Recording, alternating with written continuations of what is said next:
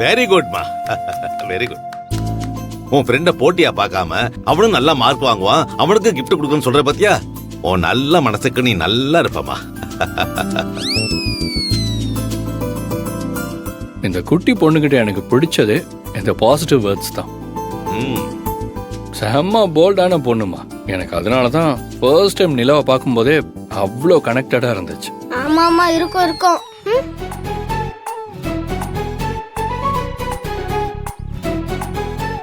Gift மொத்தமும் போச்சு, பாட்டியோட முத்தமும் போயிடுச்சு.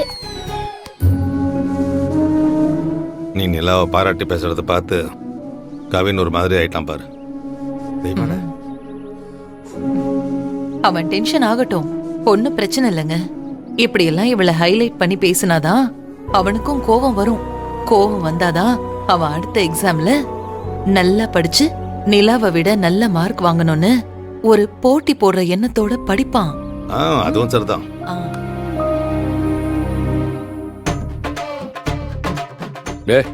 விடுறா, டென்ஷன் ஆகாத. இத ஒரு சேலஞ்சா எடுத்துக்கிட்டு அடுத்த வாட்டி நீ ஃபர்ஸ்ட் மார்க் வாங்கி சர்ப்ரைஸ் கிஃப்டா வாங்கிரு பாட்டிட்டு இருந்து. என்ன நான் சொல்றது? சும்மா நான் காம்ப்ரமைஸ் பண்றேன்னு உளறிட்டு இருக்காதீங்கப்பா, அமைதியா இருங்க.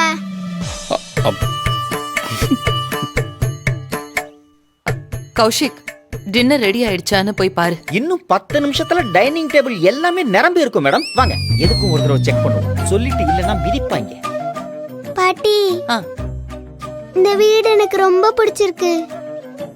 இவ்வளோ பெரிய வீட நான் ஃபர்ஸ்ட் டைம் இப்பதான் பாக்குறேன். எங்க வீடெல்லாம் குட்டி குட்டியா இருக்குமா, இது இவ்வளோ பெருசா இருக்கா? எனக்கு ஒரே ஆச்சரியமா இருக்கு. நிலா குட்டி, உனக்கு இந்த வீடு பிடிச்சிருக்கா? இது உன் வீடு மாதிரி. நீ எப்ப வேணாலும் வரலாம், எப்ப வேணாலும் போலாம். சரி, நீ போய் வீட்டை சுத்தி பாக்குறியா? விக்ரம், குழந்தைய கூட்டிட்டு போய் வீடெல்லாம் சுத்தி காட்டுப்பா. போலாம். என்ன வந்துட்டீங்களே? வாடா வாடா வாடா.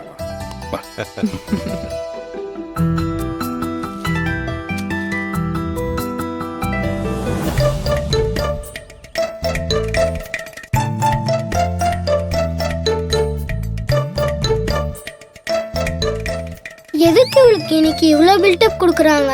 எக்ஸாம்ல ஃபர்ஸ்ட் மார்க் தானே வாங்கினா, ஏதோ ஆஸ்கார் அவார்டு வாங்கின மாதிரி இவ்வளோ பில்டப் பண்றாங்க. நிலா, இதுதான் எங்களோட பெட்ரூம். உங்க 2 பேருக்கு மட்டும் இவ்வளோ பெரிய பெட்ரூமா? ஆமா நிலா.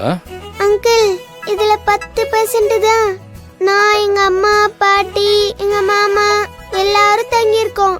நிலா, கவலைப்படாத. நீ நல்லா படிச்சு ஒரு பெரிய ஜாப் கிடைச்சு அதுல கை நிறைய சம்பாதிச்சு இதை விட இன்னும் பெரிய வீடெல்லாம் கட்டுவேன். அப்படியே சொல்றீங்க அங்கிள்? ஆமா, நான் சொல்றது பலிக்கும் பாரு.